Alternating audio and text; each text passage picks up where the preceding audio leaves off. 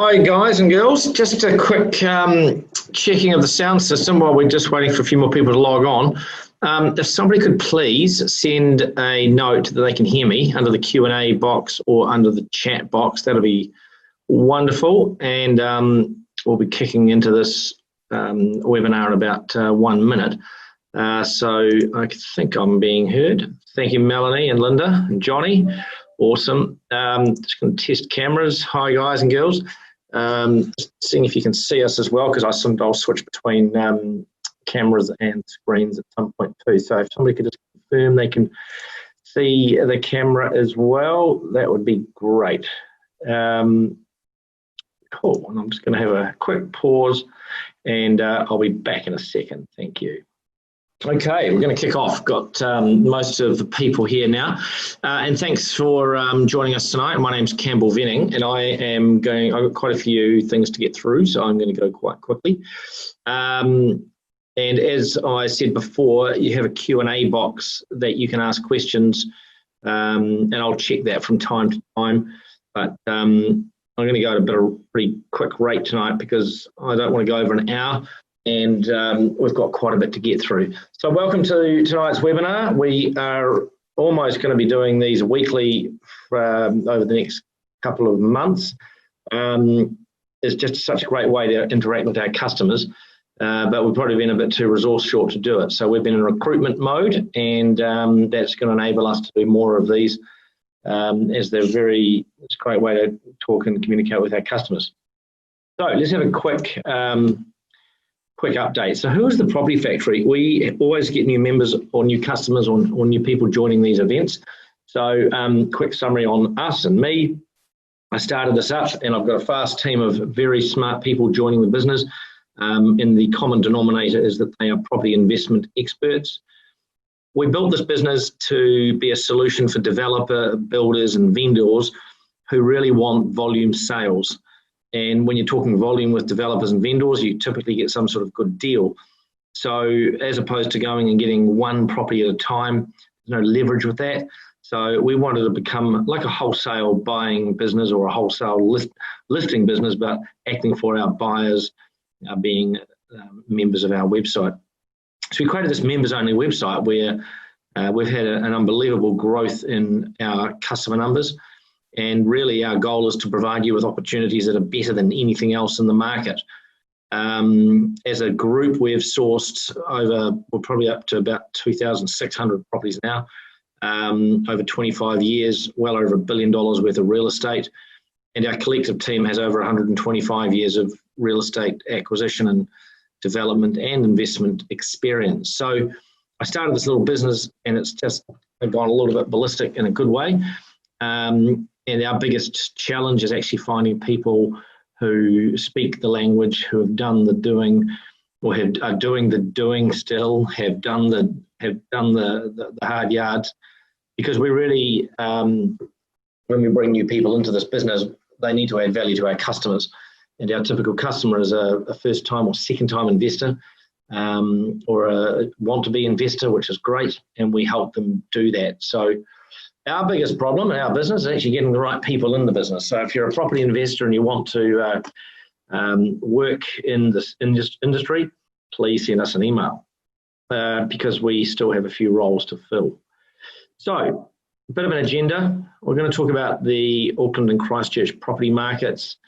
I'm going to touch on interest rates because they are playing such a key role to what's happening at the moment, where to buy in Auckland and Christchurch.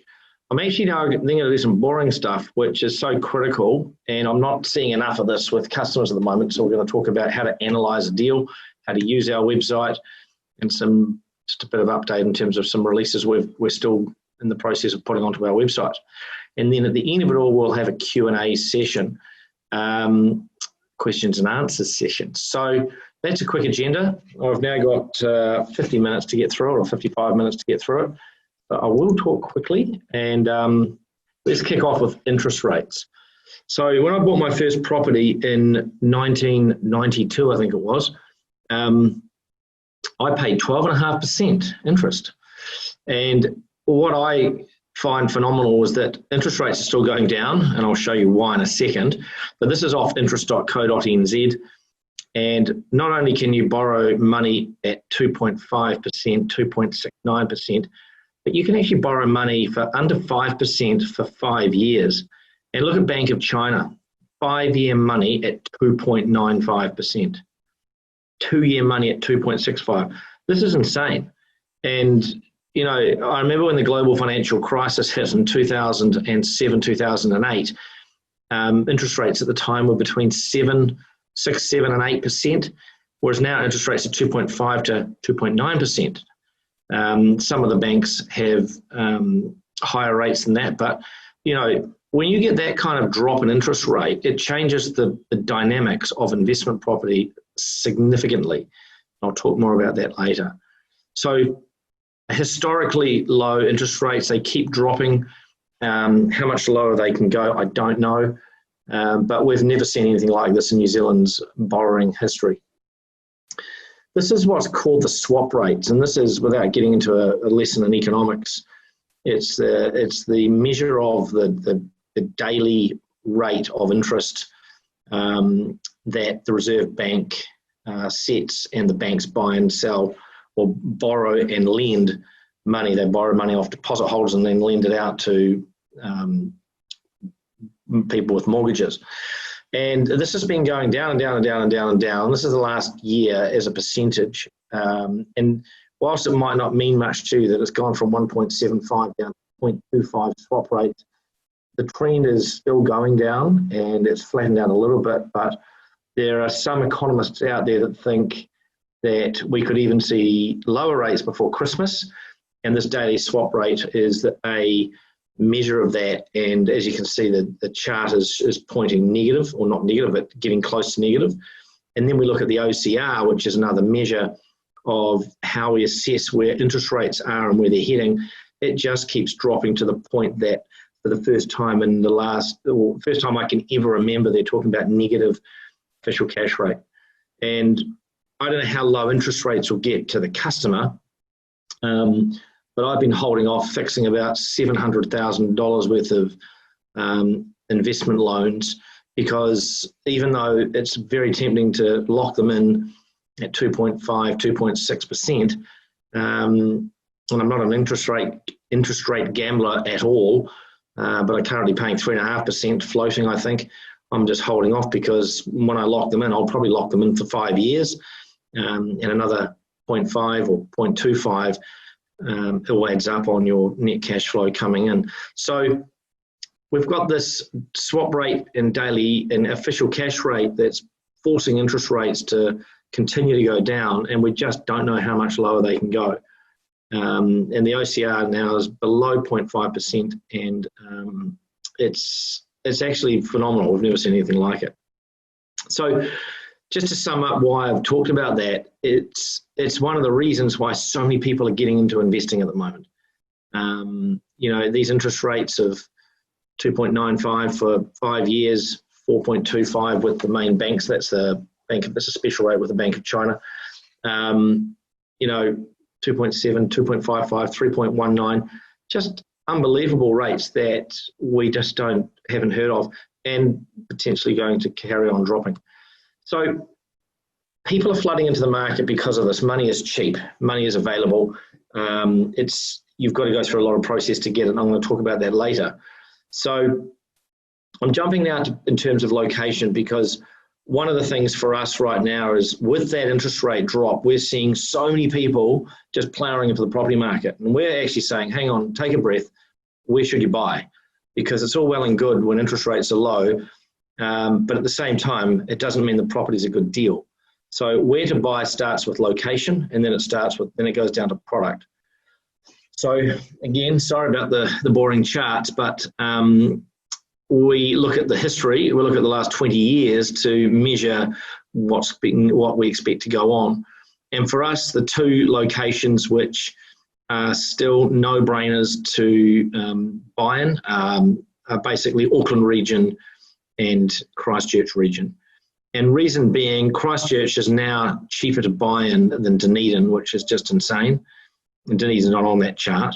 And Auckland is flattening off nicely with the influx of infill housing, or new, let's call them new builds in older areas where the developer or builder has bought 4 old houses and demolished them, and he's building 16, 20, 30 houses. But they're much smaller footprints of land and they're much smaller houses, but it's what the market's asking for. So the infill housing in Auckland has created this new product which has never been there before, and that's these townhouse infill builds in older suburbs. And it's basically perfect investment product, and we'll talk about that as we get into it. Not only that, we've had this huge increase in population, and COVID-19 has actually accelerated that, with over 100,000 Kiwis having moved home. A lot of people are buying sight unseen, even if it's a property that they may not live in for long, as a base to get into when they get back to New Zealand. They're coming home with euros, US dollars, pounds sterling. So we're hearing a lot of rhetoric in the market where people are actually buying just, they've got a base when they get home to New Zealand. How long that will last, I don't know, but as long as COVID carries on overseas, I think we will continue to see people coming back. But putting that aside, we've still got a housing problem regardless of people coming back from the Northern Hemisphere, in that we've got a housing shortage still of 35,000. New Zealand's forecast to grow by 80,000 people in the next 12 months. So we've also got a rising population regardless of COVID-19. So add all these things together and you're getting a bit of a perfect storm for the property market. But it's not the same, I guess, as what we saw in 2002 leading up to the global financial crisis, because the banks have really still put the brakes on things going out of control. So it's still very hard to get money out of them. You've got to tick all the boxes, and I'm going to talk about that later. So there are a number of drivers which cause locations to go up and why locations are better than others. And when you're buying an investment property, you look at a number of things, but one of those is rents and one of those is incomes. And then you look at the market in general, and we look at the average house value in that location. So these stats are 2 years old. It's hard to get up-to-date stats with some of these metrics. But if we look at the 3 major centres in New Zealand, being Wellington, Auckland, Christchurch, there's not a huge amount of difference between, look at incomes, 32 grand or 33 grand in Christchurch, 35 grand in Auckland. But look at Wellington, 41,800.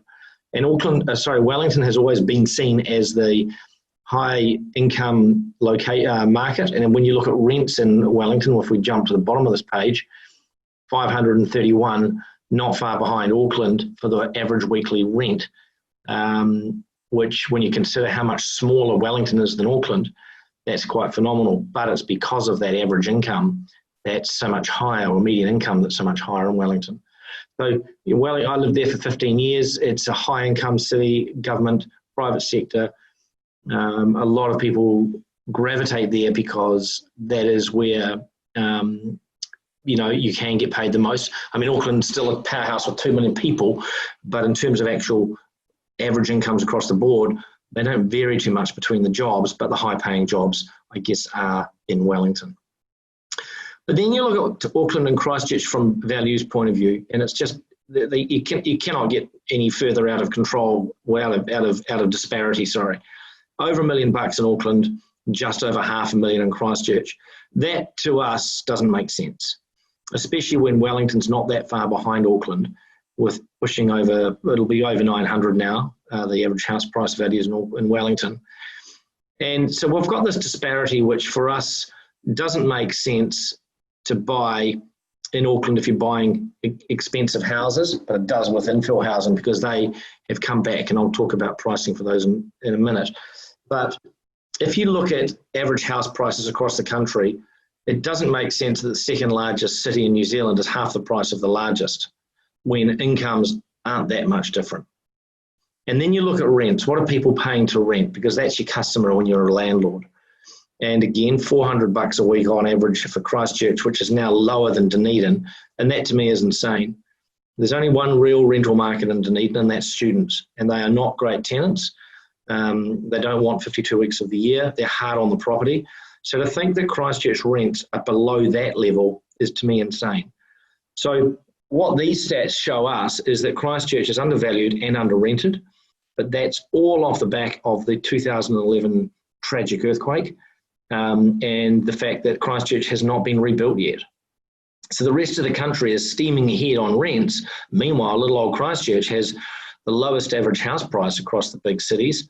It's got the lowest average rents, but the incomes there aren't that much different. So that disparity means one thing, and that's price rises and rent rises in Christchurch at some point in the future, and we don't think it's that far away. So let's go back to Auckland, because again, I wanted to focus on the two locations which for us are the most sensible places to invest at the moment. Doesn't mean you shouldn't invest in Hamilton. It doesn't mean you shouldn't invest in Wellington or Tauranga. We think all investors should invest in all major cities. What we're saying is there are two locations right now which we believe are poised for growth, and I'm just going to go through that in a minute. So in Auckland, there's basically 6 regional locations, being Waitakere, Papakura, Auckland Central, Rodney twice, Manukau, and these locations don't really vary too much. But if you look at Waitakere being the west side of Auckland, it's had the strongest growth over the last 10 years. And why is that? First of all, the time to get from the west to Auckland is much quicker than the south. The south's got a lot of bottlenecks when it comes to transport and getting in and out of the city. Whereas the Western Corridor, when they opened that up, that changed the commuting time significantly.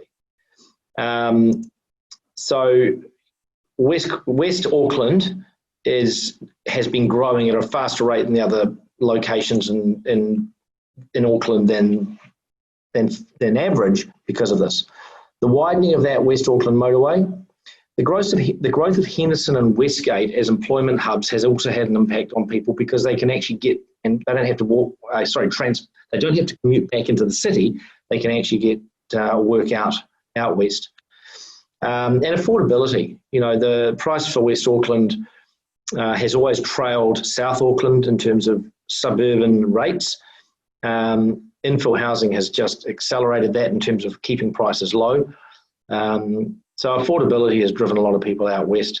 And you've got places like Hobsonville Point where whole communities have grown that's the old Air Force Base, which have just grown exponentially. And then you've got the Southwestern Motorway Tunnel. That's also reduced the commuting time to the airport if you are going south. So a number of reasons, and the Westgate Albany motorway has also reduced times to get to the North Shore. So from an infrastructure point of view, these things have a flow-on effect to the real estate values, the real estate demand, rents, and where people live. Glen Eden train station is a big one as well. That's had a massive upgrade in terms of traffic volumes or passenger volumes. So these are just some of the reasons why West Auckland has been the pick of the different suburbs or regional areas in Auckland, faster than Auckland City, faster than Papakura in the south. So, for us, West Auckland is the number one place to invest in, and I'll talk about getting into what type of product in a minute. So let's now jump to Christchurch. Christchurch, flat as a pancake, apart from the Port Hills.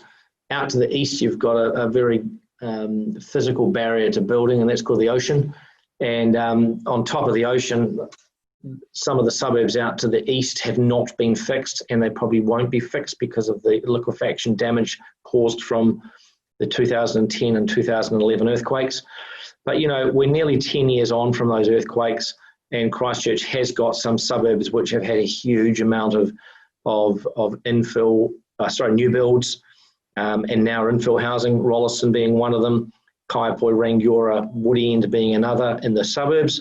And then when we come into the city, there's been a huge focus around the 4ABs and the suburbs surrounding the 4ABs. So if we look at this in Christchurch, I'm going to talk about the property clock and property cycles in a minute. The top line is New Zealand, and the the bottom line is Christchurch. And as we all know in the world of property, or the property people, Christchurch has been flat for a very long time. It had a mini spike in 2013, which was off because the big earthquake was in 2011. And what happened in 2013, huge amounts of land was developed by the Crown, by Ngāi Tahu, by Fletchers, and what this allowed for, and private developers. And in the regions like Rolleston and Horswell and Rangiora and out west in Prestons, which is in Marshlands, huge numbers of sections were built. Builders were buying them, speculative property people were buying them. And we had this massive migration out to the suburbs, and it caused prices to rise quite quickly. Eventually, the CBD became quite, the CBD followed, but nowhere near as quickly because the land was so much more broken, there was so much more destruction. 80% of Christchurch's CBD was destroyed in the 2011 earthquake or had to be pulled down, 80%. So the mini boom that happened between 2012 and 2015 was really driven by the suburbs. It was quick to fix land out because it wasn't that damaged to the north and the west. But people flocked to Rolleston, people flocked to North Canterbury, and that caused a mini price spike. Demand and supply then evened out in about end of 2015 leading into 2016, and since that time it's been as flat as a pancake. And that's because Christchurch's supply of new housing got to the point that it just steadied off prices. So fast forward to the end of last year and the start of this year, and we're now starting to see growth. First time in a very long time, Christchurch has actually had some growth. Small at this stage, still flatter than the New Zealand average. However, this tells us, and in the world of property investment and first home buying purchases, it hasn't hit yet. But every single developer that we work with is giving us a heads up that prices are going up, because 4 years ago they could buy land for $400, $500, $600 a metre. It's now $2,000 a metre. Add building inflation, there's just no way they can keep these prices. So for us, Christchurch it's not if it's going to go up, it's when it's going to go up, and that is now. And that rise that we're seeing is mainly at the top end of the market. So fortunately, there's still good stock volumes of investment property and first home buyer stock. But once that's taken up, and it's selling quickly at the moment, you'll be in for a price rise of, in my opinion, between 10 and 20% for new builds that you could have bought for 10 or 20% less 6, 9, 12 months ago. So the message here is prices are rising in Christchurch, get in quick. So population here, I moved to Christchurch last year, so I'm sitting here in our Christchurch office. But if you look at the forecast population, Christchurch actually dropped in population after those earthquakes. Nearly 5% of people living in Canterbury left. But slowly we had migrants, slowly we had natural growth again, and it's currently sitting just under 400,000 people in the Canterbury area, or the Christchurch region, sorry. That doesn't include the whole of Canterbury, that's Christchurch. And that's forecast to go to 424,000 by 2028. So we're not quite back to pre-earthquake growth levels, but the city is definitely growing, and we feel it every month. We see more and more people in the city, more and more people in the suburbs. And the city is the last place compared to the suburbs to grow, but it is growing. Currently, they estimate between 7,000 and 8,000 people living within the 4ABs, which is forecast to go to 20,000+ in the next 10 years. And what that means is that it's going to change. It's going to go through that same kind of change that Wellington went through when it was back in the 90s. When I moved there, it was a corporate head office. Only 200 corporate head offices in Christchurch and Wellington at the time, and the government sector. Since then, 20 years later, Wellington is like a mini Melbourne with overpopulated, undersupplied, and prices have shot up like there's no tomorrow. So so population is growing in Christchurch. But let's look at something else. Christchurch has created a huge number of jobs. The convention centre, $500 million opening this year. The Metro Sports Centre, 300 million opening early next year, early 2022. The covered stadium, 2024, $500 million. Boring things like roads. The Western Corridor is now open, and that's changed commuting times from North Canterbury to the airport and to the southern suburbs and the southern locations by significant commuting time. By the end of this year, the Northern Corridor is going to open. That's the road between Beeley Ave and the Waimak Bridge. And at the moment, you've got to go through all of these little suburbs, whereas that's going to be a dual carriage motorway, which is huge, probably second next to Transmission Gully in Wellington in terms of infrastructure projects, $300 million project. And then you've got the stage 2 of the Southern Corridor. But when all these things, when these roads are open, you're going to see Christchurch change from a commuting time point of view, and it's already probably the easiest city in the country to get around. So we've got $1 billion worth of new roads. We've got another $1 billion worth of hospital upgrades, and that's over 6 projects. You've got a convention centre, Metro Sports Centre, covered stadium. So there's still $5 billion worth of spending to come in Christchurch. Now, how does that translate? Why am I talking about spending on these things for when it comes to property investment? Jobs, inflation, and livability. When those roads are all open, Christchurch is going to be the easiest city to get around, and I believe it already is now. So it's only going to get better. New hospitals bring people. Retirees who are worried about health move to cities which has a good health system. And the upgrades to Christchurch hospitals is not minor, it's significant.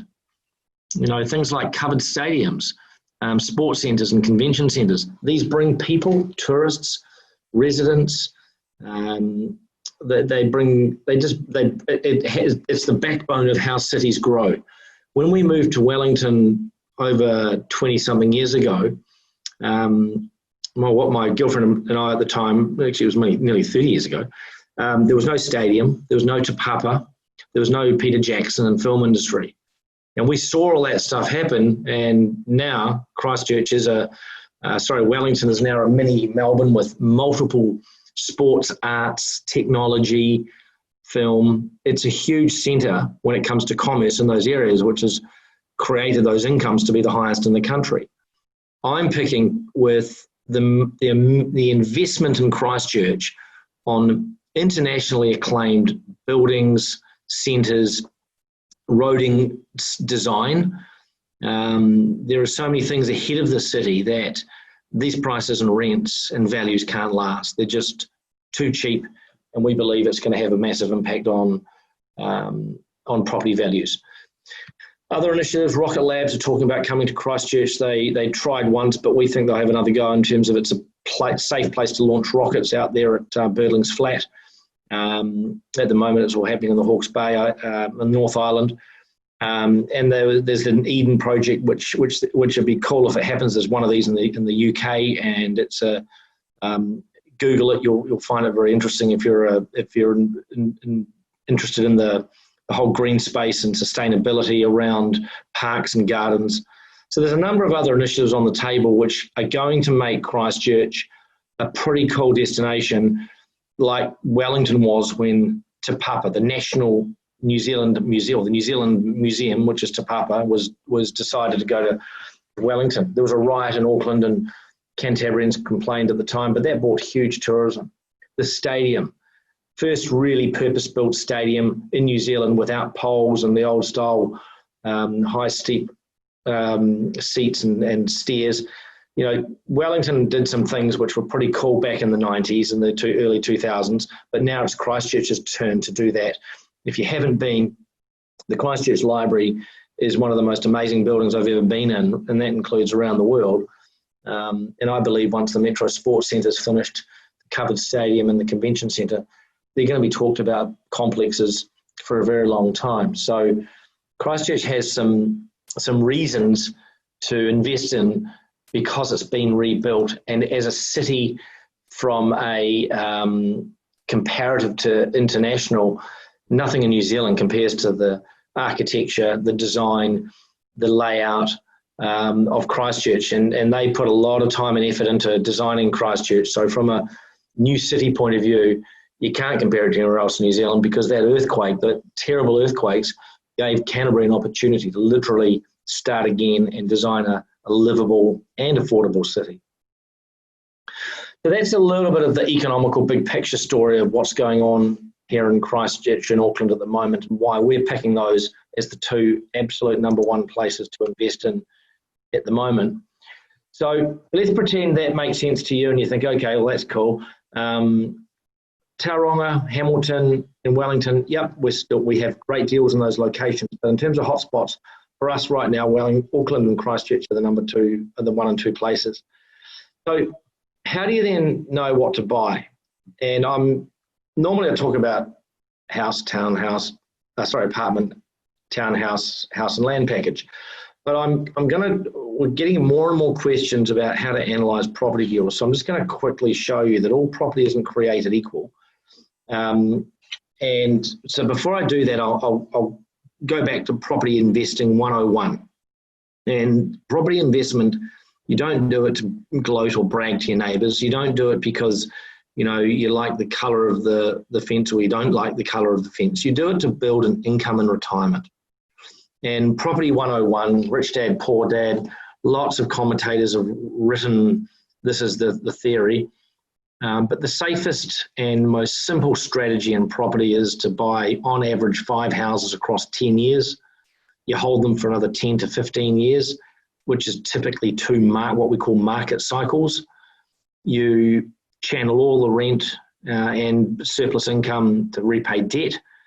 And if you do that over 2 cycles, you'll typically have enough money to retire on, versus trying to save it up or pay it off and live off cash. And that's how simple property can be. And it's not rocket science, but one of the things which we are very big on is it is a business.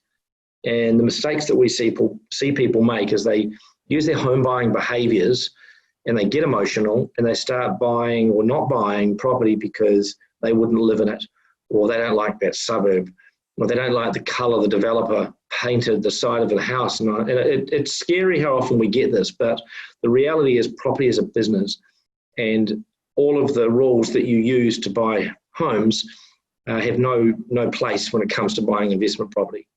So we talk about rules when we give new investors or first-time investors and first-time home buyers, because first home buyers, in our opinion, are investors, because they typically don't last more than 2 years, and their first home should become their first investment, because as they outgrow it, historically what people have done is sold it, and we're saying, why sell it?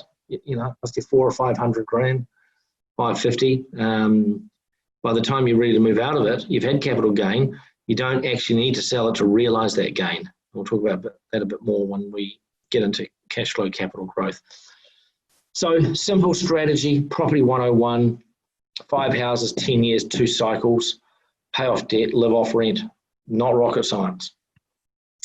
So then we get Property 202, a little bit more complicated, and that'll make sense. And a lot of people who get into property get Property 101, but they don't really think about the difference between 2 properties. And this is what we call a balanced portfolio, or in the world of property metrics, cash flow property versus capital growth property.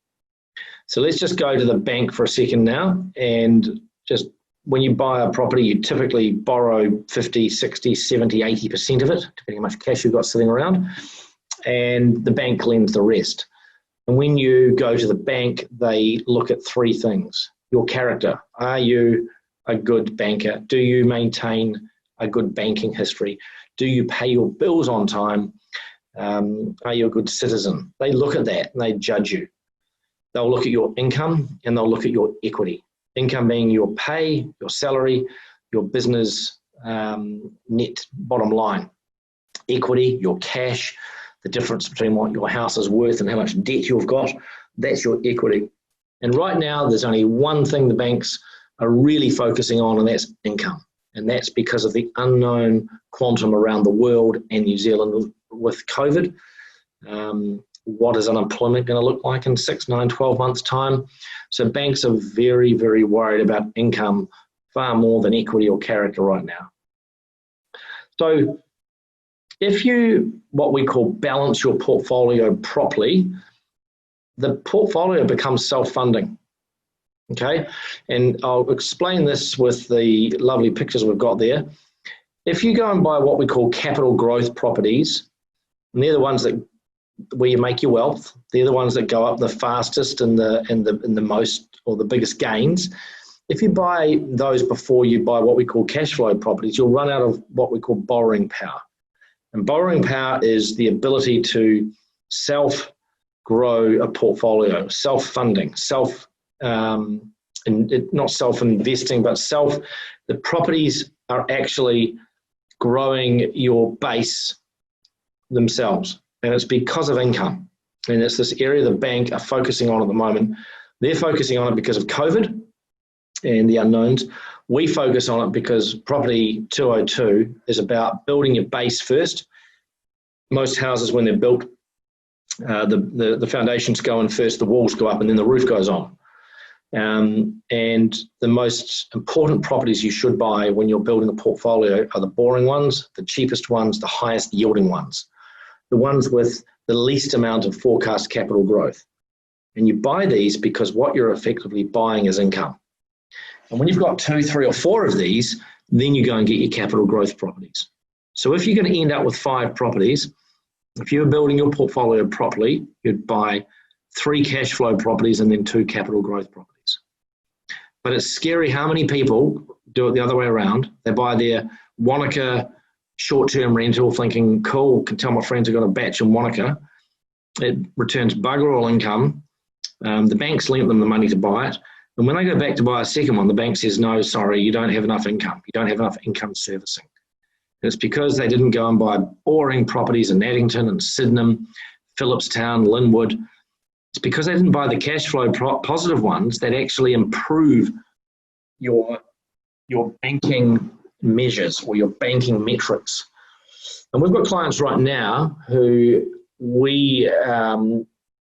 they're actually buying, because of interest rates and cash flows and the way the banks treat property, right now you can actually buy property that improves your financial position borrowing 100%.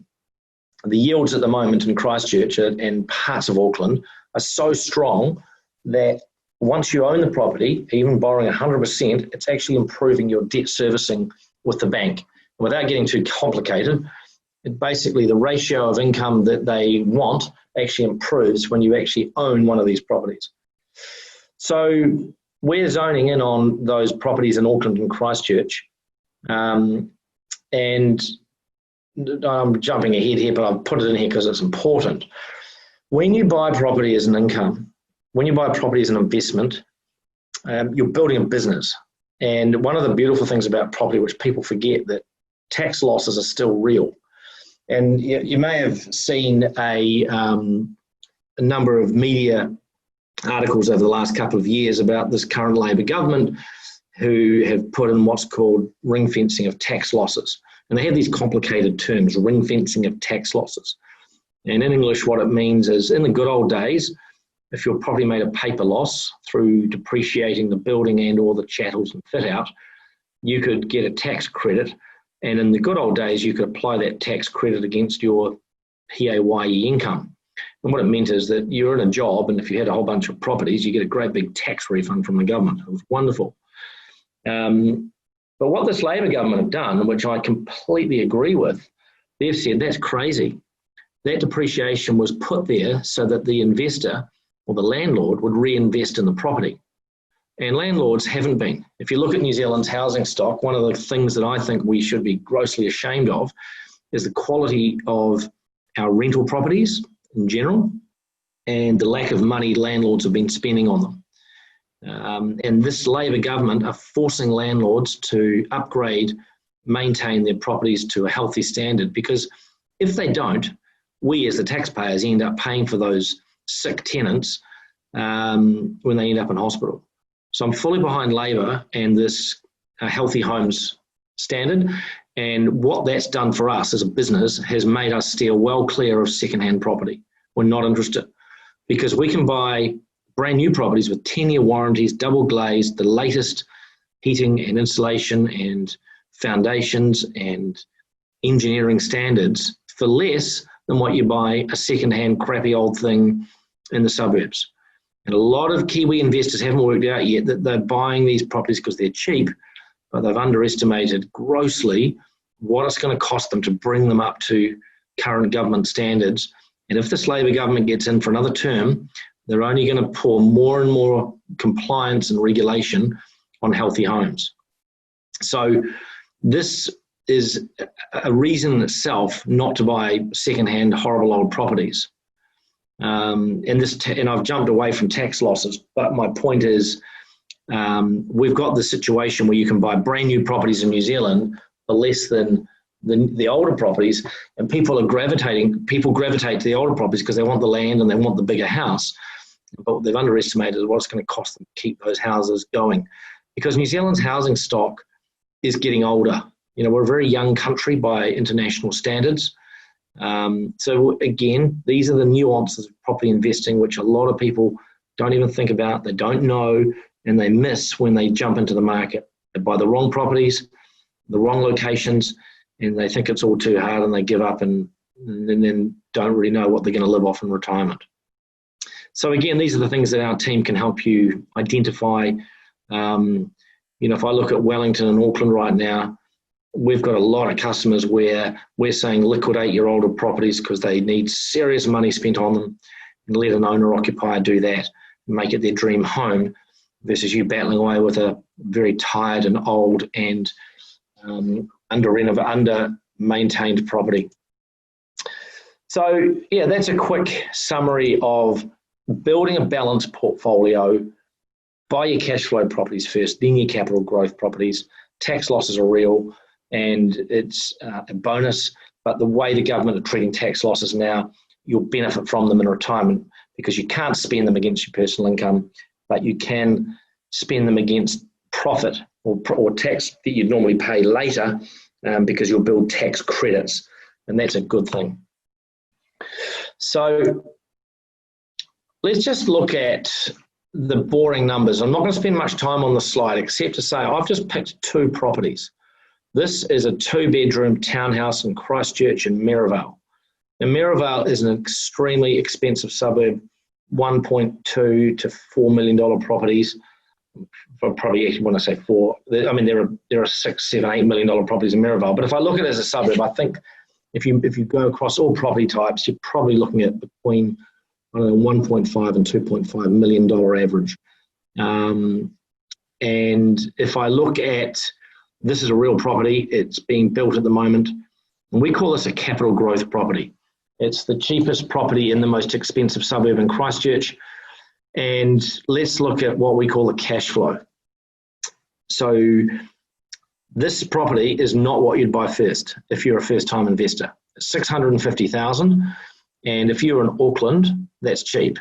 But if you're in Christchurch, that's expensive compared to what you can buy in Christchurch. For the suburb, it's ludicrously cheap. So if you're a capital growth purchaser, this is a good deal. But if you're a cash flow purchaser, you can see I've ringed the net cash flow before tax, which is the performance of the property after year 1, 3, 5, 7, and 10, is negative all the way through. So you have to top this property up, assuming our assumptions come in, and we've used pretty conservative assumptions, mortgage rate of 3%, that's too high, but still, let's work on 3%. But every year you're topping this property up, year 1, 7,500, year 3, 7,300, year 5, 6,500. So you have to write those checks to keep this property going. So you think, well, why would I buy it? Well, that's the bottom line. In year 1, you're going to make $37,000 worth of equity growth in this location alone. Year 3, that's $122,000. Year 5, that's $217,000. So over 10 years, this property should make you $500,000 in equity. So let's look at another property in Christchurch and look at the same metrics. So it's a cheaper property. It's not quite half the price. It's not $650, it's $344, but it's cash flow positive from day one. So this is the type of property you should buy when you're first starting out in the world of property. It's cash flow positive from day one. But look at the growth. This one's only going to make us 300,000 over time. And this is where a lot of people get it completely wrong. They go, no, bugger that. I can afford this one because I want the 500,000. However, if they buy 2 or 3 of these properties, they can then go and buy 2, 3, 4 of these kind of properties. And it's just getting the type of property, the type of product wrong at the beginning. And these ones are the ones where someone will walk through and go, God, I wouldn't live here. Oh, I don't like the colour. This is too small for me, or the location's not good enough for me. And it's not about that. Every new build that I am seeing sold in Christchurch within the 4 Avs or around the 4 Avs are renting, because there is a huge migration from crappy old cold, under-renovated, under-maintained properties in New Zealand into new. So this product, townhouses and apartments with smaller footprints, is the safest product that we can see in the market at the moment. And whilst the cash flow in the capital growth property is negative, capital growth is stronger, and the cash flow properties is positive and capital growth is weaker, they both make sense. So I've just shown this because these are properties which are performing today at these rates. They're working for our customers, and I'm just reiterating it's so important to get them purchased in the right order.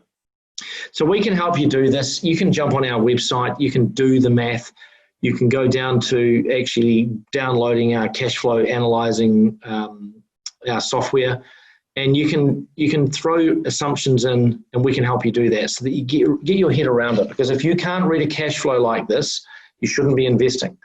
And it's one of the things we really are big on helping people understand. If you don't like numbers, no problem, we'll talk it through with you. But understanding a property cash flow is mission critical as a property investor. So this is property 202. Hopefully giving you a bit of homework there. So download our property analysis software. You can, if you don't want to do the actual analyzing yourself, we've got an input field here where it's a bit easier. So that's all on our website. And if it doesn't make sense to you, we've also on our website put, we've summarized our deals, so you can actually look at them by net yield.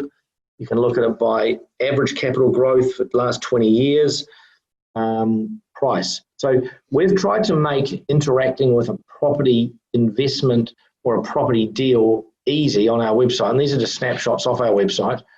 And it stops you thinking about property emotionally and start going, well, okay, Te Atatū Peninsula, 8.8% growth for the last 20 years, and it's cash flow positive. Why wouldn't I buy that? Now, a Cantabrian probably wouldn't buy that, or a Wellingtonian probably wouldn't buy that because they don't know where it is. But it's in West Auckland, and it's a fast-growing location. And more importantly, the average house price in that location is 900 grand, and these are 500 grand, 680 grand, 720 grand. And this comes down to product in the right location. Older houses are more expensive than these brand new houses. Yes, they're a bit smaller, but they still rent well because this product didn't exist 5-10 years ago. So infill housing in the suburbs is where the new cash flow property is coming from. Christchurch, lowest price. What property? I'd love to see a property that you could buy in Auckland for $344,000 for a 1-bedroom, or $455,000 for a 2-bedroom. I mean, that product's not real in Auckland. So Christchurch price point, and these locations aren't 6 suburbs out. These locations border the 4 Avs, the CBD, and we're anticipating these prices. We're going to look back on them in 2 years' time, 18 months' time, and we're going to shake our heads thinking, man, why did people get into the market 2019, 2020 in Christchurch? So for us, these are not sustainable. So that's property 101 and 202. I'm just going to jump out of what we call property 303, and 303 is really where not the money's made, but it's where the safety margin's made. And it's about reading markets, because everything that I've shown you up until now is typically backed off historical performance. And that's a good way to measure property. It's better than gut feel. But property 303 is where we look at this, where's the cycle and where are those locations on the property clock. Now, it's a lot easier for me to do this if I've got a whiteboard and I can draw pictures all over it, but just try and hang with me. So property is cyclical. That's why we talk about 2 cycles. If you write out 2 cycles in buying property, you will get capital growth. But in a market, there are markets. Maryvale in Christchurch is very different to Sydenham. If we look at Rolleston in Christchurch, it's very different to Edgware. So these are what we call markets within markets. And 2 years ago, Rolleston had an oversupply of property. So it was flat, whereas CBD was going up. And there was far less stock in the CBD than renters or purchasers. Everything that was coming out was getting snapped up like hotcakes. Same with places like Auckland. Herne Bay is a very different kettle of fish than Te Atatū Peninsula. Hobsonville Point, it's a greenfields subdivision on an old Air Force piece of land, which has caused a boom of demand, and houses were just selling as soon as they hit the market when it first came out. It was a whole new suburb, a whole new location. So property is cyclical, but you've also got to realise that there are markets within markets. So we use the property clock to define how you can measure this, how you can actually look at it and say, okay, Linwood in Christchurch is at this time of the market. We'll use the clock as a measure. At the top of the market, that's the time to sell or to re-mortgage, pull equity out and buy in another location. So if you're in a market location where prices are peaking, it's either a time to get out or a time to consolidate. And it typically, it's where Rolleston was 2 years ago. It's where some of the high-end suburbs in Auckland are that are flatlining. It doesn't mean you should sell, it just means that you shouldn't be buying at that time. So what happens, that cycle goes to oversupply, prices drop or volumes drop, construction slows down, and then that location prices will bottom out, and that's 6 o'clock. So we all want to buy at 6 and sell at 12 if we're a trader. But if you're an investor, you want to buy at 6 and re-leverage at 12 or sit and consolidate at 12 on that property. And if you've got property spread across 5 different locations, you're going to be riding 5 different property cycles, property clocks, which is safe. Whereas if you've got all of your eggs in one suburb, which a lot of New Zealand investors like to do that because they can drive past them and look at their nice investment property. If you're a sensible, safe investor, you will work the property clock and cycle perfectly because you'll have properties in the 5 major centres in different locations so that you've covered all bases, and that allows you to continue to purchase. And it's really scary how often people do the opposite. So long-term low-risk investors diversify location and they diversify product. And it's one of the reasons why we've got product all across the country. We've been really busy lately bringing on more listings and see more and more come onto our website over the coming weeks and months. But there's only 3 types of property: houses, townhouses and apartments. And we believe people should have a different product type in every location over time, to the point that if you do this properly, you can continue to grow your property portfolio to 10, 20, 30, 40 properties if that's what you want to do. But if you just want to be a stock standard safe investor, you buy 5 properties in 5 appropriate locations across 3 product types. It's pretty hard for things to go wrong. And that's the basic property strategy that we teach through our website and our sales team. So yeah, hopefully that made sense, but it's hard to do within an hour. So I'm going to move on because I'm already behind. So that's property cycles, clocks, property 101, 202 and 303. So just a quick tour of our website before we go to Q&As. We've built our website to be educational, informative, but more teaching you that property's a business. It's a commercial transaction, not an emotional one. And I guess we've done it that way. The language I'm using, the way I'm talking about product. I mean, I don't look at property I look at rental property as a commodity. You know, what is it? House and land, okay. Townhouse, yep, cool. Town apartment, cool. And I start pigeonholing things in my head. And for me, it's we haven't had any house and land packages on our website for a while because the townhouse and apartment market's just been too strong. We are now because we see regional growth in North Canterbury. We see regional growth in West Canterbury. We see massive regional growth in Auckland, in the suburbs, with infill housing or greenfield subdivision. In the old days, it was all about gentrifying older properties, whereas now it's all infill housing and greenfield subdivision where a developer's releasing 300 sections, 1,200 sections, huge numbers of land getting released, and that's the cheapest time to buy. So for us, the whole strategy has changed away from old second-hand to new product, new location, and that's why our website has been built the way it has, just so you can actually then start navigating around that. We display the numbers, not pretty pictures. We have the odd picture, but look at the numbers. We also have a members area that you can go in and start looking at properties ranked by yield, by capital growth, as I said before. You can listen to podcasts, you can read our blogs.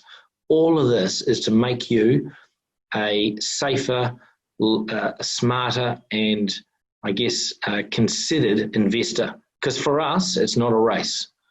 And one of our challenges is sharing, 30 years of doing this with a newbie or an investor that hasn't been doing it for very long, because they're smart people, but they just haven't been doing the business of property for very long.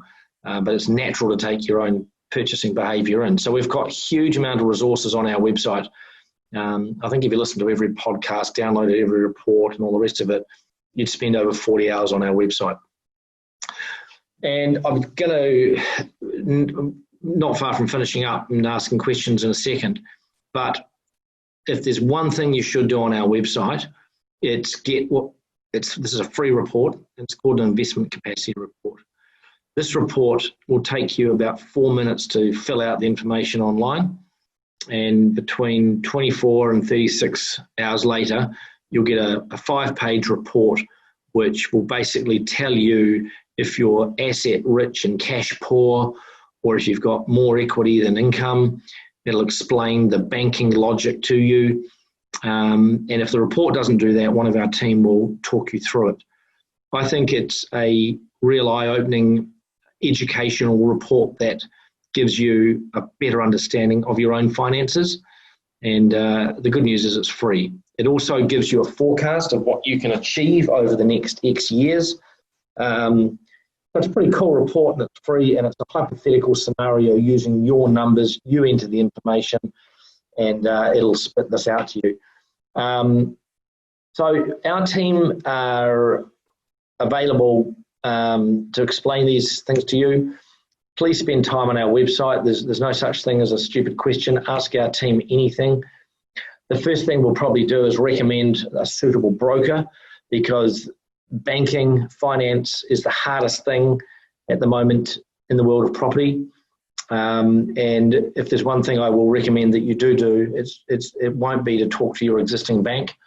Banks at the moment are very difficult to get applications through, and what we're finding is that brokers who deal with a different department in the banks are much faster, but not all brokers are created equal.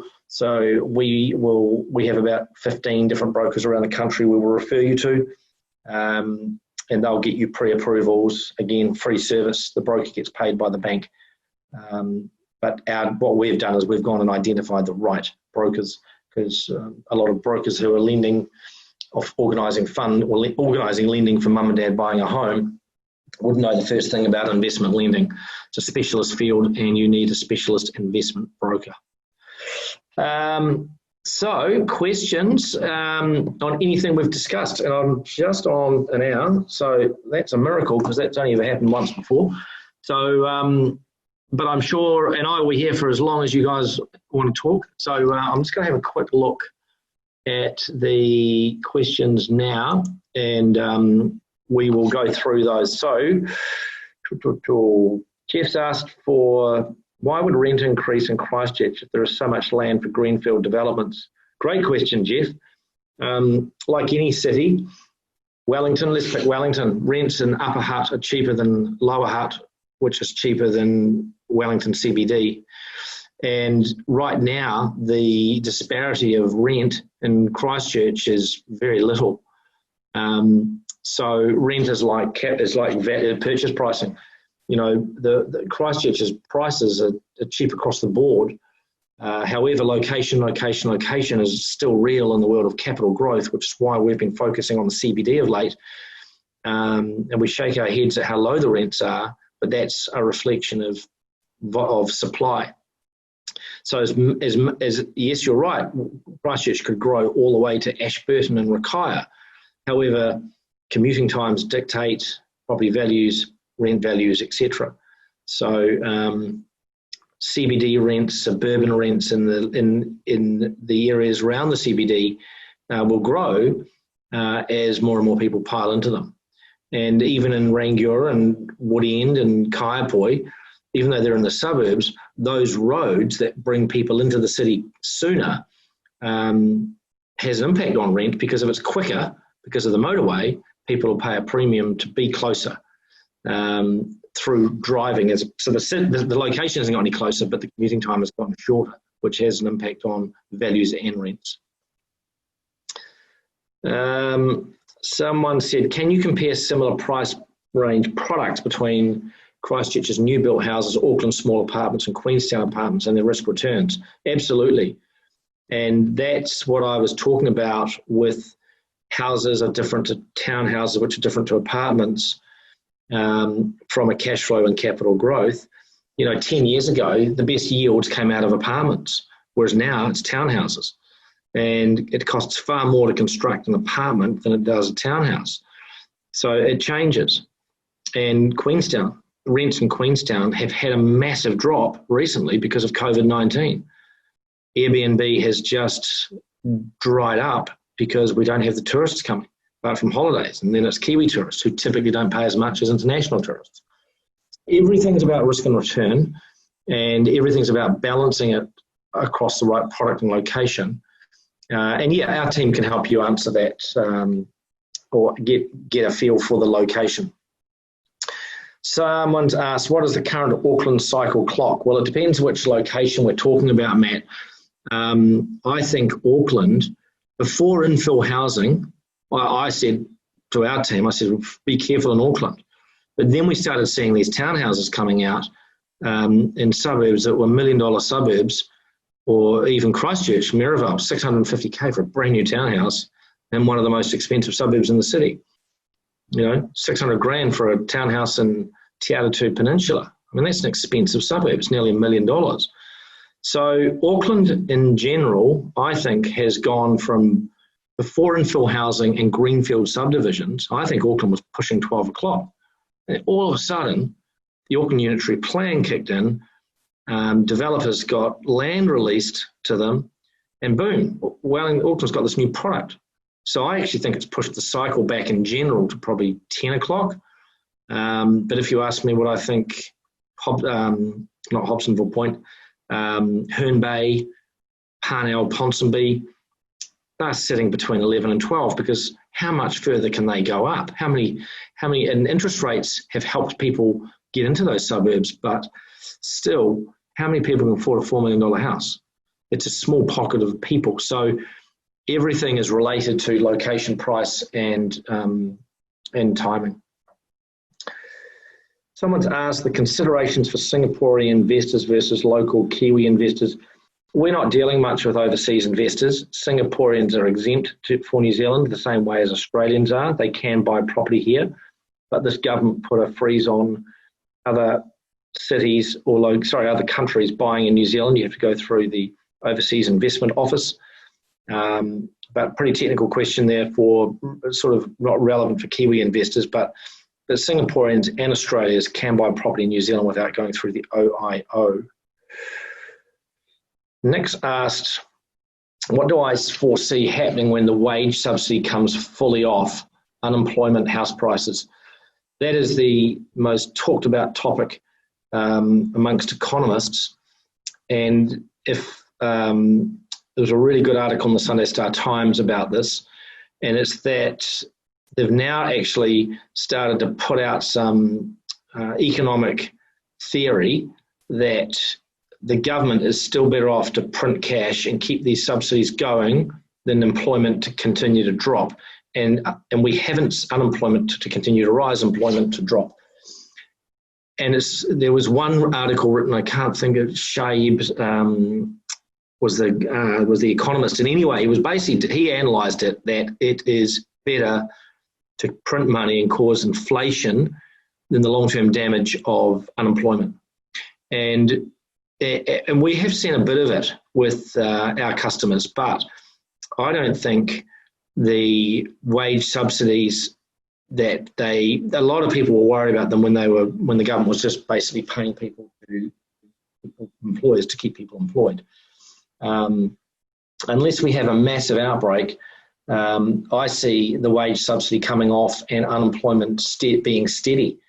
And we expected drops already in Central Otago, Queenstown especially, and they've had drops in Wanaka and Queenstown, but nowhere near as some of the initial forecasts that the economists are saying. So I actually think it's going to ease, because the government have worked out that mass unemployment leads to massive depression of the market, of the economy, and they've kind of gotten away with it. And yes, the country's going into debt, but that's far better than mass unemployment, because productive countries can pay it back. So we'll probably know in the next few months. But, we're going into September now, and a lot of economists back when COVID first hit saw huge blood on the floor now, and it hasn't happened. What else have we got? Someone said here that banks are more reluctant for townhouses compared to standalone houses. We haven't seen that. I think if a bank had a preferred product, in general, it would probably be house and land. However, because the market's moving to apartments and townhouses, they're getting 90% loans as owner-occupiers, and they're getting 80% loans as investments. But more importantly, the servicing, the yield out of an apartment and townhouse is far greater than a house. So, I think what's happening at the moment is the banks are far more interested in what the economy is going to do and about unemployment and people's income safe. So before COVID, banks didn't change anything between a house and an apartment or a townhouse. They were the same 80%, 90% for an owner-occupier, and now it's actually all about servicing. Hayden has said he's been looking at new apartments in Auckland recently as a first home, then investment. Great, that's exactly how you should look at it, Hayden. But feel there's a huge surplus of apartments at the moment. Would it be better to find a similar older house or townhouse? The trouble with apartments in Auckland, Hayden, is that so much growth before COVID, people wanted to be in the city. I remember we were selling apartments in Auckland for 6,000 to 7,000 a metre. In terms of, it was a 50 square metre apartment, you would have paid 300 and something grand. Those apartments are now 12, 15, 20,000 a metre. So you've had a huge increase in apartment pricing solely because of the location, CBD. Most of your Auckland apartments are in the CBD, so your commuting time is a walk or a short taxi, Uber, or drive across the city. So that's where I don't think the prices aren't going to change, but I don't know how much further they can go up, because people, when commuting gets quicker to the suburbs, say, well, do you know what, I don't want to be in a 50 square metre apartment. I actually want to be in an 80 square metre townhouse, or I want to be in a 100 square metre home. So further go out, the bigger the property, but the longer the commute. So, I think I wouldn't buy an old townhouse, I'd buy a new townhouse in Te Awatere Peninsula. I'd buy it out anywhere west, pretty safe. And rent out the other one. But good question. Someone said ring fencing has been a deterrent to investment property investment, and it has so what they're saying is when the government put ring fencing in, people went away from property investment, which when you look at what ring fencing is, that's crazy because you're still getting the tax credits, they just stay with the property. So the people that were doing that, the people that were pulling away from investment property because of ring fencing were just nothing but ignorant. They didn't really understand it. They didn't understand why the government was putting it in place. And if people are not buying investment property because they're not getting the tax losses against their personal income, they don't really understand the business. So yeah, some people did and they missed out on some good deals, which is crazy. What are my thoughts with the RMA, which is the Resource Management Act reform, for property growth and property population? Boy, that's a deep question. What are my thoughts on the RMA? Well, first of all, it's one of the most complicated bits of legislation New Zealand's ever created, probably next to the going through the Environment Court. I think eventually the RMA will get taken over by demand. When this Labor government came in, there were 50,000 houses short in New Zealand. And one of the reasons that they haven't built 50,000 houses is the RMA. The Resource Management Act reform is so overdue, it's not funny. And what's happened, special bills have been passed, like the special housing area in Auckland and in Central Otago, which it was first released in, the Auckland Unitary Plan. These things have actually been put in place to override the Resource Management Act. And when it gets reformed properly, I think New Zealand will start growing faster in terms of housing supply. Do I think that's going to have an impact on prices? No, not in general. I think it's too slow. Building takes time, and we've got massive population increase. I don't think anything growth. I think values aren't going to flatten out in general until we actually get an equilibrium between demand for housing and supply of housing, and that's a long way away. Because we've had so much demand versus supply of demand of people, supply of housing. So I'm just going to have a look at some more questions because I've got another little chat box people ask questions in. Don't want to forget about that one. Jeffrey's said that our content marketing strategy works well. Keep it up, especially the podcasts. You know what? I've never listened to podcasts. We create them, but I've never listened to them in the car because I listen to music. But a lot of people listen to podcasts in the car, which is why we do them. So thank you for that feedback, Jeffrey, and we will continue to make them. Sam has asked, where do I see Auckland in the cycle at the moment? Prices are very high. I think I answered that before, Sam. Nick O has asked me, would I favour purchasing a second-hand two-bedroom house in Riccarton at 400k or a two-bedroom new build in the CBD at 550? There is absolutely no consideration to the answer to that, Nick. I would buy the new build in the city at 550k. I wouldn't buy a second-hand property in Riccarton if I inherited $1 million tomorrow, because it'll be single glazed, it'll be built with old technology, and it probably should be bulldozed, because if you go and look at some of the student flats in Riccarton, I'd bowl a lot of them. So I'd buy a new build in the city or in Riccarton, but I wouldn't buy second hand. Good questions.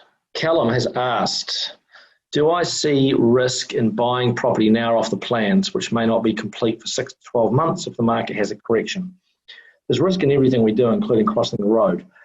One of the great things that the global financial crisis created was a change to property law and the management of deposits and the inability for developers to get their paws on them. So first of all, your deposit's safe. So your 10% deposit that you've put in is sitting in a lawyer's trust account, not the developer's rugby racing and beer account. If the market changes, yes, there is risk. However, the only change we see in Christchurch, especially in infill housing in Auckland, is an increase, not a decrease. We import a lot of materials into New Zealand to build housing. Our labour is expensive. So the only thing that could correct the cost of housing really is mass speculation by developers building, but not many developers build, then sell. They sell off the plans, then build. And even if the builder goes bankrupt during the build because their business has gone under, your money is still safe. So I don't see the risk. The only risk you've got is time. So good question. But if I weigh up my views on buying off the plan, it's the safest place to be at the moment, at the right product and the right location. And even if capital growth takes longer, you will still get it eventually. But great question, Callum. All right, Simon's got a home and income in Glendowie, getting $880 a week to rent, and it costs 113 grand 35 years ago. Should I sell and say buy 2 properties to increase your yield? Now I see a lot of these, and I don't even know what this property is. I don't know, Simon, but if you think about if it's in Glendowie, let's assume it's $1 million property, probably more, and you're getting $880 a week in rent. It's 40 grand a year, or 45 grand a year, and it's $1 million. That's 4.5%. It's probably more. It's probably worth more than that. But forget what it cost you. You look at return on capital. So yes, you could sell that and get 2 $500,000 properties, assuming it's $1 million a house, and you're getting brand new properties, brand new rent, and you'll probably get more than 880. So not only will you get a rent increase, you'll get it from 2 brand new properties. So yes, Simon, I would probably, with only a little bit of information you've given me, liquidate that property and buy 2 more. And if it's more than $1 million, which it probably is, if it's 2 million or 1.5, you'd buy 3 or 4 properties. So don't subscribe to Rich Dad, Poor Dad, never say sell. In this climate, in this country, older properties make more sense to sell than not. Sam's asked for the best cash flow positive suburbs in Christchurch. Sam, go to our website for that, because that's another 30 minutes online, and we are going to have to wrap up soon. Oh my gosh, 16 more questions. I need a moderator. So great that people are hanging around. I'll just go through some of these.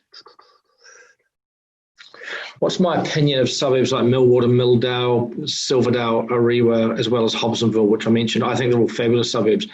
Anything that's greenfield subdivision, meaning there was a big paddock and they've turned it into housing, or infill housing, where they're taking 2 or 3 old crappy houses and they're building new townhouses. Can't really go wrong in those locations. I mean, Hobsonville Point, that's I think it's things like Hobsonville Point, infill housing, greenfield subdivision. I mean, if you drive around South Auckland out sort of to the east and you see these huge subdivisions and these smaller houses, and you might think, man, I wouldn't live in that because I didn't grow up in one of those houses. They're all full, they're all selling, and they're all renting. That is the product of the future to alleviate the pressure in the Parnells and the Ponsonbys and the Herne Bays, where people just can't afford $4 million for a house. So literally in those suburbs, the only thing I'd say to that person is make sure you buy new, not old, because I do see older houses eventually going down in price. Okie dokie. I'll stay online for a little bit longer. I think I pretty much answered most questions. Give me 5 minutes and I'll be here. So I'll just grab a glass of water and I will be back in a second. But yeah, if you've got any other questions, please answer them now, or ask them now, and I'll answer them. And then I'll probably wrap it up. So give me a minute. Someone else has said, is it worth to buy a rental flat, e.g. 1-story building with 3 or 4 units each, 1 or 2 bedroom units? That means you suddenly have 3 or 4 rentals. There is some psychological value in that you've got all these properties. But if you listen to what I was saying before, if it's your first rodeo into property, we believe you better have 3 or 4 properties in different locations, townhouse, apartment, or house and land,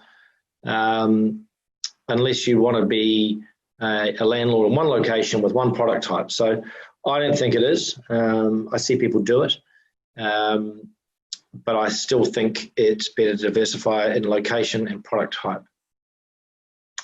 Brightline, someone said the Brightline test does not let you sell within 5 years. That's not quite true. If all the Brightline test is is and it's just, they call these things stupid names. If you buy a house, you can sell it in 5 days, you can sell it in 5 weeks, you can sell it within 5 years. The Bright Line test is a test which will measure whether or not you'll pay tax on the gain. And I've never seen anybody that's been told off for making a profit. So if you buy a house today for 500,000 and it goes to 600,000 next week, the government isn't going to stop you selling it. But if you sell it, you'll pay tax on the $100,000 gain. So why wouldn't you do that if you wanted to sell the house? So it's a bit like farmers in the 80s said, oh, I don't want to make a profit because I've got to pay tax. Well, that's just crazy. If you're paying tax, you're making a profit, which is a good thing. And old school investors don't like the fact that capital gains on properties could come in. But the reality is, if you're doing it as a business, every other business pays tax. Why wouldn't property? And whilst I don't want to see capital gains tax as an investor, at some point we will see it. And it wouldn't surprise me if Labor bring it in this next term, assuming they get in, which would be a blooming miracle if they don't. So another one, Queenstown new build apartments for hotel operator to manage. Is that risky? I've seen some train crashes with hotel managers. And what this person's talking about, do you buy an apartment in Queenstown in a hotel where there's a manager looking after it? My opinion, steer well away from that stuff. We've seen up to 50% of rent being taken in management fees. Very seldom do I see an efficient management operation that's not private in a hotel. Don't buy into hotels. It's not really, unless you're a developer, it's not really a great product. I haven't very little capital growth in your net cash flow. Gross looks great, net looks terrible. Good questions. I think we're getting to the end of them, which is good. But we've still got quite a few people on. So, rightio. I think we got some nice thank yous, kind people. Rightio. I'll probably wrap it up in another couple of minutes. I'll just stay on. I'll mute myself and just keep an eye on the questions.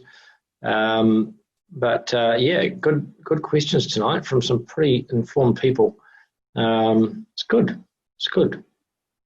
Oh, someone's asked, how do they get in touch with one of our staff in Auckland? Look, just email off the website or phone off the website, and we will get one of our Auckland people in touch with you. So just flick us an email, give us a ring. We'll get you in touch with someone that can help you. We've had some good questions tonight. Callum's asked, how do you determine whether to buy a 4-bedroom family home in say, Karamu, which is a subdivision in Christchurch, versus a 2-bedroom central Christchurch product with cash flow? The short answer is, Callum, it depends on your numbers. It depends on your income and your equity, and it depends on your bankability, because the 4-bedroom home in the suburbs is going to yield lower than the central city townhouse.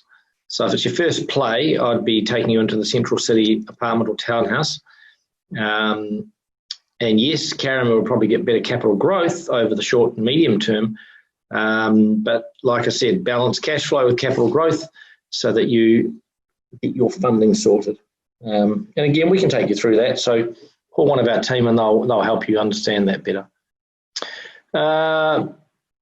Thanks, Nick. Kind words. I appreciate it. And Andy has said, any new projects? Yes, I forgot to mention, we've got a whole bunch of new projects coming. They just take a while to get on our website because we collect all the due diligence and information for you. Where in Christchurch is the best area to invest? Give us a ring, Andy, and we'll get one of the team to answer that. There's about 4 areas which we think are sort of well, there's more than 4, but we think 4 are going to go up more than the others proportionately over time. But look, reality is Christchurch is just a good place to invest in and helping you find the right property and location. That's what we do best. So give us a ring and we will put you in touch with one of our wonderful team. Sam has asked, do you take earthquake risk into account in terms of location? Yes, we do. And earthquake risk is now a bigger problem in Wellington than it is in Christchurch. There's been more analysis and engineering work done in Christchurch that they know where the bad and good areas are. Whereas Wellington, no one predicted the BNZ building was going to fall over after the Kaikoura earthquakes. And earthquakes are insurable events.